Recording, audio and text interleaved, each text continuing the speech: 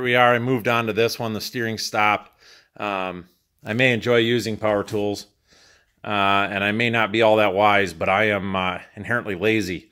And having a problem tapping this sideways, not getting it done right because I used a power tool. This one just wasn't going nice with the impact, so I switched to doing it by hand, because if you've ever had to extract a broken tap out of a hole, you'd know it's not fun. And doing it by hand saves a lot of time if things aren't going well. All right, so just a second, I'm going to explain here how a tap works. So this tap has the flutes cut in the side. What that does is allows the debris as you're cutting, whether it's steel shavings, rust, paint, whatever you're trying to remove, gives it a place to go. As I said before, you want to run this tap in and out using plenty of oil as you go.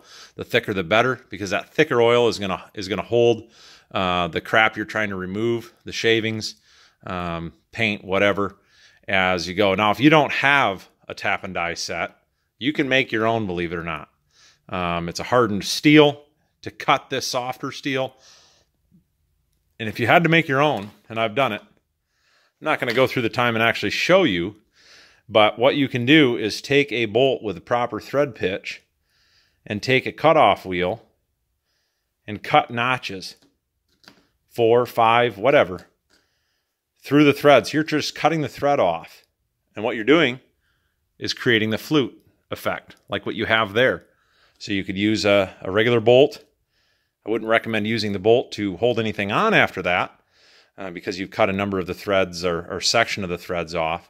But it does work in a pinch to clean out threads. And if that's all you have, use it. All right, now I've finished chasing all the threads, 8 of them, 4 top, 4 bottom.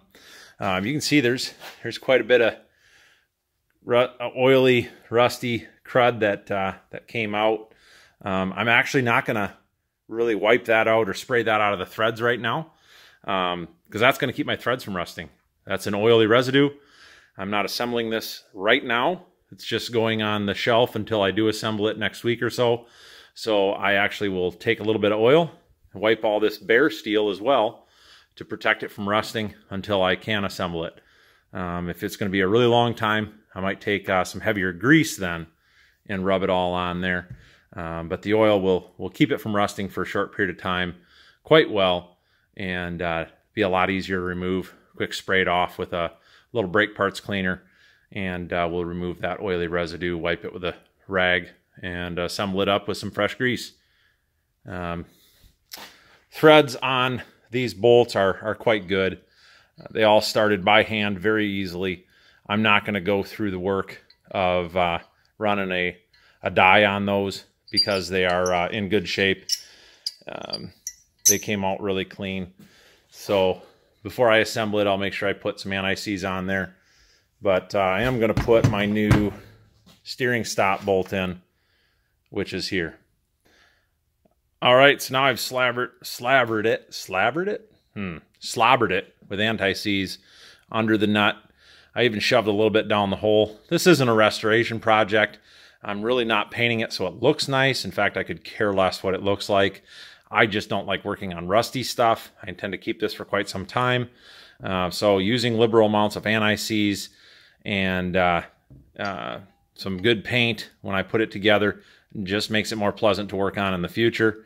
And now that I ran my tap through here, threads in quite well. I can snug this down with a 3/4 inch wrench. When I assemble the axle, I can set my steering stop in there, fine tune it, and it's prepped. So I've cleaned out both my Kingpin bores, all my threads, repainted it. I could run a ream through here to reset this. I'm not going to bother, because I'm going with a high steer on this axle anyway, so it really would be a waste of time for me to do that.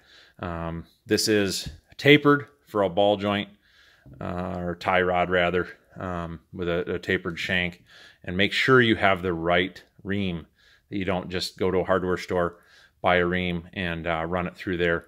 You do need to have the proper one. And just in case you're wondering what the proper one is, I do have one. see if it gives the specs on here. So it's actually called a ball joint taper reamer. Couldn't tell you where I bought it. Bought it a long time ago. 1.5 inches per foot taper with spiral flutes. You can use it on a power tool. I generally will just do it by hand. This one has a handle that that goes in. If you don't know what a reamer is, I'm not going to take it out of the package. Google it. We have the internet where you're watching this. All right, so next we need to clean up the surfaces here. And when I reassemble it, I will use some sealant on this surface, but I want to get it smooth, flat. File would be fine. It would certainly do the job, make sure everything's level. If you remember what I said, though, that seems like too much work. Power tool. So I'm going to do my best of doing this one-handed while I hold the camera in the other hand.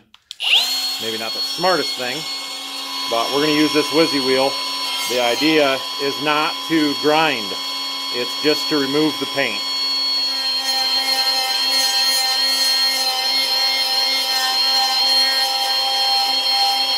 Okay, you get the idea. This is easier said than done with one hand. It wants to walk all over. I'm not using a lot of pressure. I'm just letting the wheel do the job, removing the high spots in the paint. Yeah, there we go. All right, I'm going to finish with two hands. All right, there's the finished product. You can see right where the Kingpin sat. This is the top. You can see the outline of it. I don't know if it shows up in the video. I'm not trying to get all that rusty scale off, remember. Just make sure it's a smooth surface. Keep in mind when you disassemble, you may have to use methods that damage this. Chisels, very large hammers, whatever force is necessary. If you've taken one apart that doesn't want to come apart, you know exactly what I mean. Make sure you take a grinder, gently remove those burrs that might be sticking out into where the Kingpin needs to go, or a file, and keep your file as flat along this surface as you can so it only removes the high spots. You can actually resurface a head with a file, some glass, and some dye. Again, if you want to know that much about it, Google it. This guy's not going to do it. I have machine shops that do these things. The wonders of modern science. All right, we're going to do the next side. All right, and the lower section is now done, cleaned up. Keep in mind when you're using a Whizzy wheel like this that you're keeping it flat up against your work surface, not trying to dig in with the edge. Whizzy wheels aren't made for that. It's just going to make it wear out prematurely and not do any better of a job. In fact, it'll end up galling it, creating low spots in the surface. This is not supposed to be a absolutely perfectly machined surface, but we don't want it to have any significant high spots, or when I tighten it down, it might hold it away, and as it wears itself down and gets loose, and we don't want that. So here we are, somewhat ready to install knuckle assembly. Certainly it needs a few more parts bolted on, spindle and whatnot, but two of them done, ready to go. I did go through, paint the spindles, and I'll clean up where the seals ride. If this was a highway vehicle, this one really should be replaced. You can see it's pretty rough there. It's just got to hold grease in place. If this vehicle sees 5,000 miles a year, I'd be surprised. Granted, all 5,000 will be tough miles, but not high speed. In fact, not all that much on the road. So we've got some reconditioned spindles, hubs. I did the brake caliper. We'll just walk over here. Brake caliper bracket, rather. Same thing as what I talked about before, just hung it up when I painted it the other night, and pretty much ready to assemble. I'll try and remember to take some videos when I do that, so that those that are interested in such boring things to watch can do so. Have a good night.